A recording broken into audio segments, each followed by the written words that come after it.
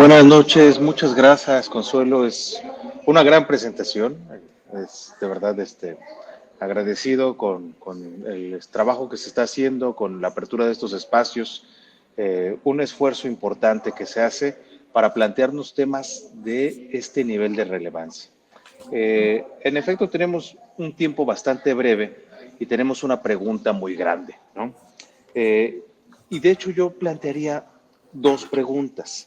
En primer lugar, ¿no? Para poder respondernos qué elementos problemáticos enfrentamos cuando nos preguntamos cómo gobernar desde la izquierda, diría tenemos dos preguntas. ¿Qué izquierda somos, por un lado? Y luego, ¿qué reto enfrenta en cuanto gobierno esta izquierda que somos?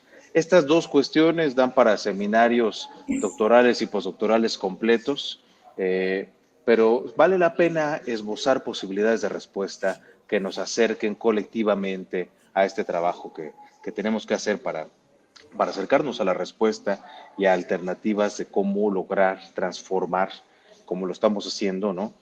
Transformar el régimen político en este país y características del sistema político. Bueno, en primer lugar, empecemos por esta primera cuestión. ¿Qué izquierda somos? ¿No?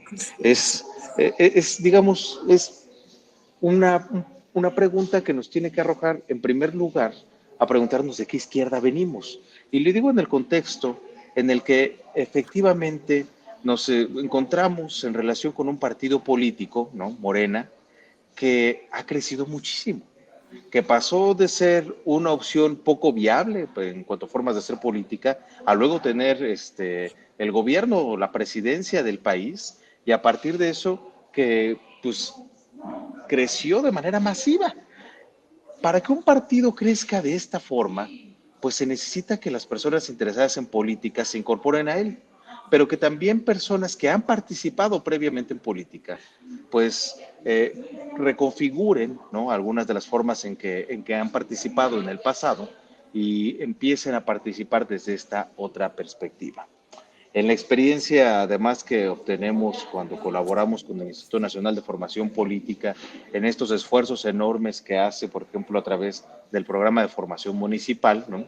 Y podemos encontrar a regidores, presidentes municipales, síndicos en todo el país, nos encontramos con que es muy necesario plantear estas discusiones en todos los niveles políticos que ha implicado esta transformación, porque el crecimiento ha sido tan grande y tan acelerado que no podemos presuponer que ya tenemos un piso común firme. De ese piso común, digamos, de ese trabajo es del cual nos tenemos que encargar, ¿no? Decíamos entonces, ¿qué izquierda somos? Y decíamos, para poder responder esto hay que decir de qué izquierda venimos. Y diría yo, tenemos que tratar de encontrar qué es eso que nos caracteriza. Voy a plantear una hipótesis, si me permiten. Mi hipótesis es la siguiente. Creo que lo que nos caracteriza como izquierda mexicana de manera particular y particularmente interesante es el pensamiento crítico. Cuando yo planteo esta hipótesis, la contracara de la moneda, estoy queriendo decir que no todas las izquierdas están caracterizadas por el pensamiento crítico. Estoy queriendo decir que hay pensamiento dogmático.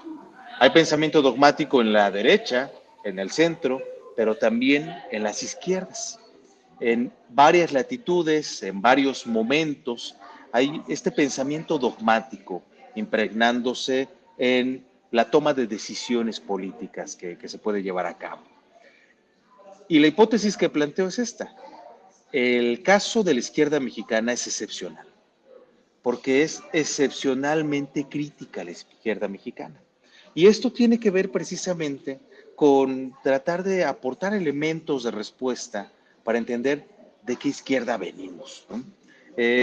Cuando se ha planteado, por ejemplo, en esta narrativa del discurso público, las transformaciones, y se ha hablado de la cuarta transformación de la vida pública de México, eh, yo creo que se ha tenido un acierto en reconocer que en efecto ha habido momentos fundamentales, no solamente de transformación porque cambian las cosas y la vida pues siempre va cambiando, sino de transformación apuntada a la búsqueda de mejores condiciones de vida, ¿no? Yo estoy seguro, por ejemplo, que el origen de la izquierda mexicana pues se puede encontrar en primer lugar en las tradiciones prehispánicas, en las tradiciones previas a la conquista. Hay tradiciones comunitarias que además persisten en muchos territorios del país, ¿no? Oaxaca es un crisol muy claro de eso, pero también lo es Chiapas, pero también lo es Guerrero, pero también lo es Veracruz, ¿no? Podríamos seguir. Eh,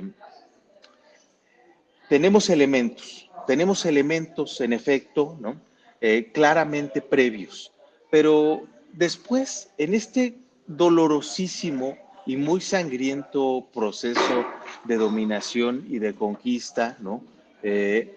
Las cosas se van a caer, digamos como antropólogo, tengo este punto de vista, en un momento de decadencia civilizatoria que por supuesto en este territorio nunca antes se había conocido.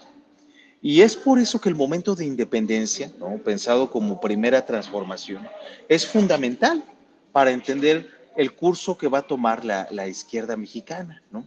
El carácter, por ejemplo, que tiene Hidalgo, ¿no? Siendo, pues obviamente privilegiado en el contexto, siendo criollo, pero logrando entender y sensibilizarse con demandas populares, incluso más allá de demandas militares que en varios momentos se le exigieron, ¿no? Y que después va a ser continuado con el programa de Morelos, es realmente, digamos, un antecedente importante de las líneas populares, de trabajo popular que se van a seguir desarrollando. Si pensamos a la reforma, ¿no?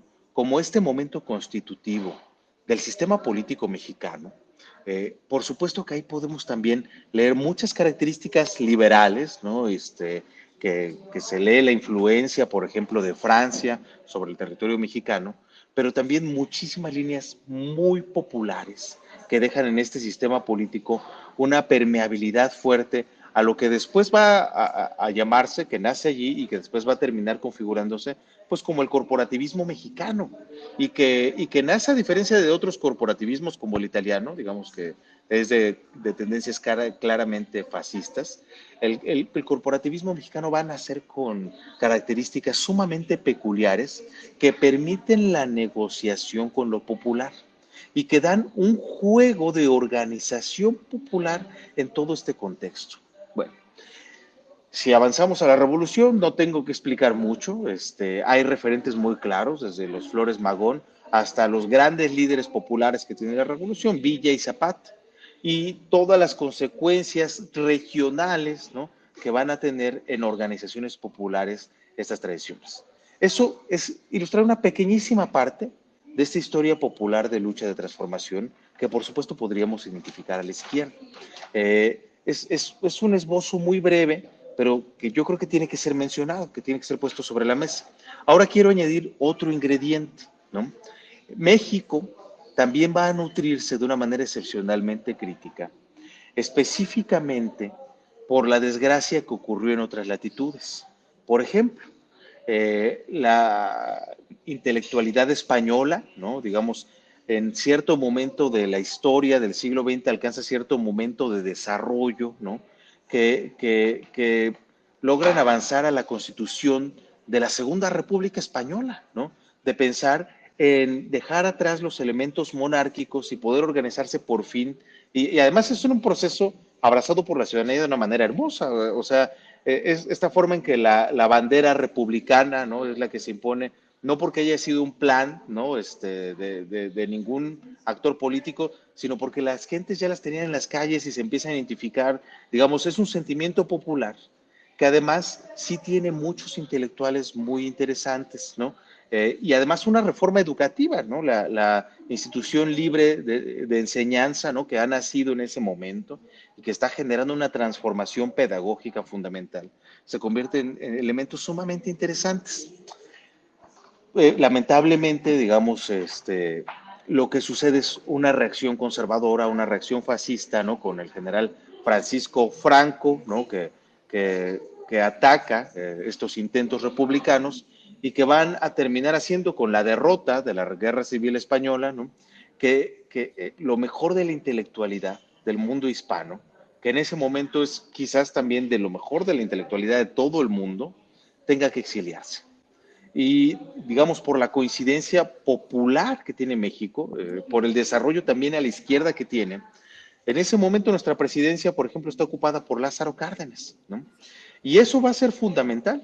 Claro. Lázaro Cárdenas no se entiende si no se entiende los antecedentes de izquierda mexicana que existen, pero lo que va a pasar en México no se entiende si no se entiende los exilios que llegan a partir de ese momento. El exilio español va a nutrir muchísimo varias instituciones, ¿no? Una de ellas es donde yo estudié precisamente el doctorado, ¿no?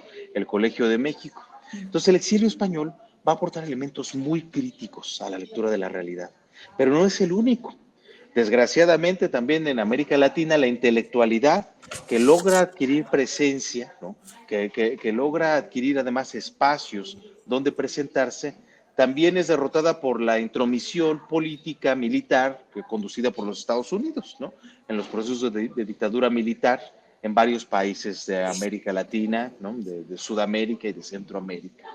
Y muchos de estos exiliados también van a venir a México, van a venir a establecerse precisamente y a compartir en universidades, en instituciones de enseñanza que no son universitarias, siempre también tienen bachilleratos, museos, casas de cultura, instituciones múltiples, donde esta presencia va a tener un juego importante, ¿no? Hace rato Consuelo hacías el favor de nombrar a Bolívar Echeverría, ¿no?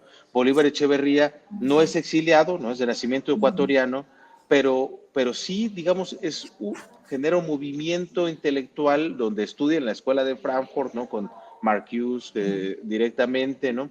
Donde además participa en el 68 alemán junto con Rudi Dutschke, ¿no? Y después, en el auge del movimiento izquierdista que en este país se da desde los 60, 70, se hacen algunos autogobiernos, ¿no? Por ejemplo, en la Facultad de Arquitectura, de Economía, y se decide traer a Bolívar Echeverría para que imparta el Seminario del Capital, ¿no? Aquí. Ese tipo de decisiones fantásticas que van a tener consecuencias maravillosas, ¿no? En la historia de la izquierda, en nuestra historia contemporánea, pues, en la que nosotros mismos nos hemos formado, ¿no? Yo tuve la fortuna ahí en el colegio de trabajar con Francisco Zapata, ¿no? Francisco Zapata fue un exiliado chileno, ¿no? Que estuvo preso en Chile precisamente en el momento del golpe de Estado, ¿no? Y que el colegio y una serie de intelectuales aquí en México hicieron mucho trabajo para que lo sacaran de la cárcel y lo pudieran exiliar hacia acá, hacia México. Estas coincidencias son poquitas, que ilustran en realidad un crisol muy amplio, son muchos compañeros muy valiosos que vinieron y nutrieron una visión que ya era crítica de la realidad dentro de la izquierda mexicana y se volvió todavía más crítica. Entonces, esta pregunta que he planteado inicialmente, ¿qué izquierda somos? Bueno, ¿de qué izquierda venimos? Una izquierda con unos cimientos muy bien fundamentados, muy populares, muy unidos a esta noción que López Obrador ha logrado expresar muy bien cuando habla de el pueblo, ¿no? Las comunidades, ¿no? Y además, cuando, por ejemplo, López Obrador habla de conceptos como la moral o la familia, no lo está haciendo para nada en el sentido conservador, sino en el contrario, en el papel de la familia que tiene en la comunidad tradicional mexicana que persiste y que gracias a eso se ha logrado, por ejemplo, la supervivencia misma de muchísimas comunidades en este país. Tenemos una izquierda entonces excepcionalmente crítica y nutrida con intelectuales, lo mejor de la intelectualidad del mundo. Yo tengo muy presente algunos compañeros que conozco, colegas que estudiaron en la escuela de Frankfurt después, en la época más contemporánea, y decidieron venir a vivir a México. Y han escrito en algunos libros frases como el pensamiento crítico de la escuela de Frankfurt ha muerto en la escuela de Frankfurt, pero se ha trasladado a México. De ese nivel, digamos, el nivel de pensamiento crítico del que estamos hablando. Y yo creo que este pensamiento crítico se refleja muy bien en la narrativa, en el lenguaje de transformación contemporáneo, que pone en el centro conceptos como bienestar, por ejemplo, ¿no?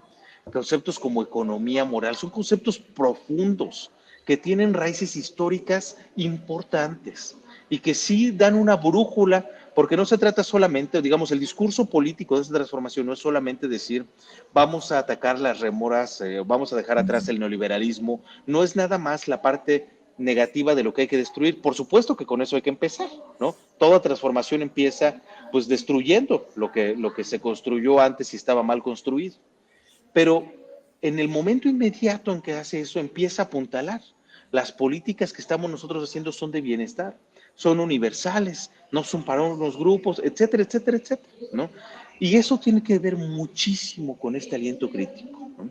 Ese aliento crítico también es visible en la capacidad finísima en que se logran mantener las relaciones diplomáticas, ¿no? No tiene México una misión fácil. Somos vecinos de Estados Unidos, un país sumamente injerencista, pero también un país aliado en relaciones comerciales, incluso en relaciones culturales e intelectuales. Entonces, poder tener esta alianza de un lado y sin meternos en conflictos negativos ni para México ni para otros países, no es tarea fácil. Y sin embargo, el nivel de intelectuales convertidos en funcionarios públicos que se han logrado poner al servicio de esta transformación es impecable en esas áreas, ¿no? Hemos logrado posicionar de una manera muy importante estos retos. Esa es la izquierda que, digamos, un esbozo, un esqueleto, si quiere, ¿no? Que creo que tiene estos elementos muy característicos. Sin embargo, el reto, ¿no? Frente a qué tenemos que gobernar, es un reto mayúsculo. Diría yo, en primer lugar, cuando hablamos de transformación, ¿qué es lo que estamos transformando? Y respondería dos cosas.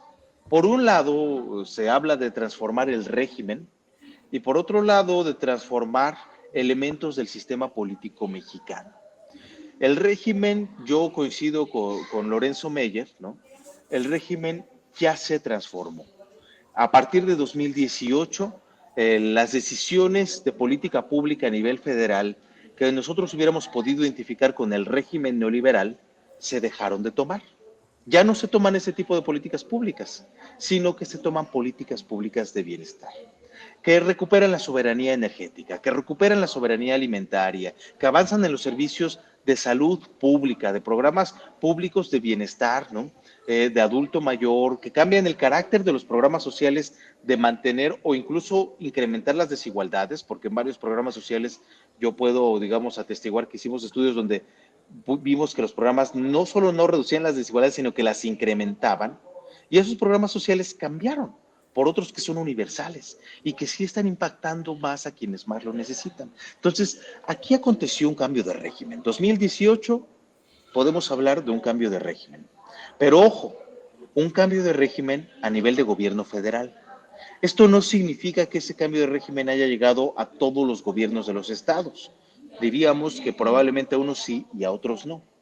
Y a nivel municipal el reto es aún mayor.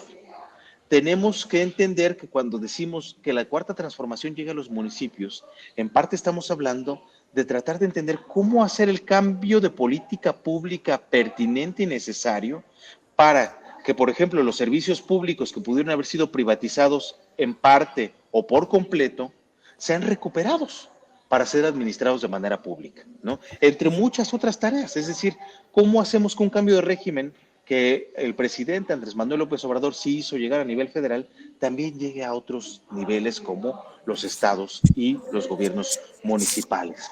Pero eso no es todo. Por otro lado, tenemos que enfrentarnos a una característica que es el tipo de sistema político al que nos enfrentamos, ¿no? De manera muy breve, yo diría que el sistema político mexicano se levanta sobre cuatro pilares, ¿no? El ser corporativista, patrimonialista, clientelar y autoritario, ¿no? Son cuatro pilares que cuando decimos sistema estamos hablando de elementos interconectados que funcionan de manera funcional y necesaria entre sí, como el sistema nervioso, ¿no? Por ejemplo, las redes neuronales se conectan de cierta forma y necesitan mantenerse así. Por supuesto, ahora sabemos, ¿no? Nuevas investigaciones nos han dejado saber que Lacan estaba equivocado y que el sistema nervioso sí puede reestructurarse, que las conexiones sinápticas de las neuronas pueden cambiar dependiendo de ciertos estímulos, de ciertas condiciones, que eso no es fácil y no es automático, que además tiene que estar direccionado o provocado por alguna razón, pero una estructura sistemática puede modificarse. Y eso es el mismo caso que tienen los sistemas políticos, ¿no? El sistema político mexicano, yo decía hace un rato, formado, digamos, constituido como tal, sobre todo en el momento de la reforma, y luego reforzado todavía más en sus ingredientes a través de la revolución y la posrevolución mexicana, podría ser caracterizado así, como un sistema corporativista, patrimonialista, clientelar, autoritario. Todo esto es necesario. Ese sistema político, si yo pregunto en este momento, ¿dejó de existir a partir de 2018 en México? Respondería que no. Respondería que no. Que en México todavía tenemos relaciones corporativistas, todavía tenemos relaciones patrimonialistas, todavía tenemos muchísimas relaciones políticas clientelares y todavía el autoritarismo en la forma en que se ejerce el gobierno constituye un reto mayúsculo. Todavía es tradición que al presidente municipal se le tiene que esperar para hacer cualquier evento, que el trabajo dentro de los gobiernos, incluso a nivel municipal, no es lo horizontal que pretenderíamos que pudiera ser como equipos de trabajo, ¿no? Sino que hay una jerarquización muy evidente y muy autoritaria. Incluso cuando los compañeros están buscando apenas las candidaturas, no cuando ya son presidentes municipales, ya cuando son presidentes, bueno, pues la desigualdad se va a pronunciar todavía más por condiciones objetivas, hasta de salario, y por condiciones subjetivas, ¿no? Del prestigio social que se da en ciertas posiciones. Entonces, este reto de transformar el sistema político, yo sostengo que tenemos que visibilizarlo muy bien y entenderlo cómo funciona a pie de calle en el contexto en donde hacemos la política más local. O dicho en palabras, digamos, muy simples, un cambio de régimen se puede dar de arriba hacia abajo, por una decisión política, justo como aconteció en México en 2018. Y eso después puede seguirse reproduciendo.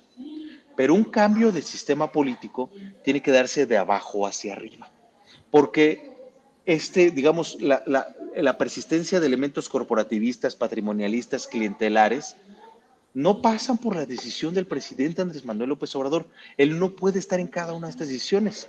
Tiene que ser un elemento de transformación de los políticos locales. Déjenme poner un ejemplo muy simple. Yo sé que tenemos poco tiempo, pero voy a tratar de dar este ejemplo de manera muy rápida, ¿no? Las relaciones clientelares. El clientelismo político muchas veces se entiende de manera muy limitada como el dar despensas o dar tarjetas de la despensa, eh, para que la gente vote por cierto partido político en el momento electoral. Pero el clientelismo va mucho más allá de eso, ¿no? El clientelismo tiene que ver con esos momentos donde, por ejemplo, yo veo que mi calle tiene baches, que mi calle tiene carencias en falta de iluminación, y trato de acercarme al municipio o la alcaldía que corresponde, y me sellan un papelito y ya, y no pasa nada. Y que en cambio, pues, si hay alguna relación informal, si yo encuentro que alguna vecina conoce a alguien en el edificio municipal, pues se le puede a lo mejor decir informalmente, oye, fíjate que metimos una gestión de pavimentación de alumbrado, ¿no? Y esta vecina con un vínculo informal logra que esta solicitud, pues a lo mejor se ponga arriba de otras solicitudes y logre ser atendida, ¿no? Ese tipo de ejemplo que estoy dando no tiene ni siquiera un elemento de ilegalidad. No es ni siquiera que alguien está haciendo un cobro indebido o alguna cosa por el estilo. Cuando ciudadanos a nivel vecinal encuentran que es solo a través de relaciones informales que pueden resolver sus demandas, es obvio que el ciudadano, para tener acceso a los derechos que son su derecho, va a buscar ese camino informal para lograr solucionar las demandas. Por supuesto, después de un tiempo es totalmente posible que nuestra vecina venga y nos diga, oigan, se acerca la elección está muy cerrada, ¿no? Y pues si nos gana el partido político contendiente, no vamos a poder seguir ayudando a los vecinos como lo hemos venido haciendo por buena voluntad con estas gestiones tan necesarias. Entonces les recomendamos que se pueda orientar el voto, ¿no?, hacia este partido político en particular. Y eso, por supuesto, se llama clientelismo. Y eso, como acontece en redes vecinales, acontece también en redes de comerciantes, de transportistas, etcétera, etcétera, etcétera, ¿no? Y digamos, hay un elemento solamente que quiero puntualizar, es que a lo que nos enfrentamos es a un sistema político donde los ciudadanos han tenido y hemos tenido que recurrir a este tipo de prácticas políticas por necesidad, no por maldad, no por falta de información. Digamos, tradicionalmente enfrentados a gobiernos ineficientes, herméticos y autoritarios, pues digamos, en algún momento se hizo claro que meter solicitudes a través del oficio número tal, pues era ineficiente, era improductivo en relación con la resolución de necesidades de todo tipo, y que otras vías informales con la generación de clientelas eran la única vía posible para obtener resultados. Pero una vez que han aparecido organizaciones clientelares y organizaciones sociales que manejan la agenda y que implican además la reproducción de otra parte de este aparato corporativista, patrimonialista, clientelar y autoritario, no se pueden eliminar estas prácticas por decreto. Si yo mañana me convierto en presidente municipal de mi municipio por alguna razón, yo no puedo llegar y decir, decreto que se acabó el clientelismo y voy a desconocer todas las redes de comerciantes y de vecinales y etcétera. No. En cambio, lo que tengo que hacer es decir, muy bien, tenemos que hacer relaciones políticas institucionales. Por lo tanto, hay que reconocer qué liderazgos existieron para resolver qué necesidades, acercarnos a ellos, ser sensibles a cómo ya se ha tejido esa resolución de necesidades a nivel social y entonces tratar de imaginar formas en que eso lo institucionalicemos y lo democraticemos, como por ejemplo a través de participación ciudadana, ¿no? De mecanismos de democracia participativa. Estos elementos son fundamentales en los retos que tenemos para hacer gobierno a nivel municipal, ¿no? Entonces, este es el reto. Entender que, por supuesto, hace falta que a los municipios y a los estados todavía llegue y luego se empiece a profundizar el cambio de régimen, pero que para iniciar el cambio de sistema político y estos ingredientes del sistema político, el corporativismo, el patrimonialismo, el clientelismo, es necesario que entendamos en mi colonia cómo funcionan, quiénes son los líderes, cuáles redes se han formado, qué alternativas de organización existen. Luego en la colonia de al lado, luego en el conjunto de redes que existen en el municipio. Es importante, digamos, conocer dónde estamos a nivel de diagnóstico. Eso implica, por supuesto, conocer datos de pobreza, datos de carencias, de necesidades básicas, de la habitabilidad de las viviendas, ¿no? De necesidades sociales, pero también implican entender esta política informal, que es la política realmente existente en este país, cómo ha transcurrido. Porque si no tenemos estos elementos de funcionamiento fino de la política que tenemos frente a nosotros, a nuestro lado, entonces no tenemos la respuesta de con qué elementos podemos empezar a trabajar en su democratización, ¿no? En su transformación.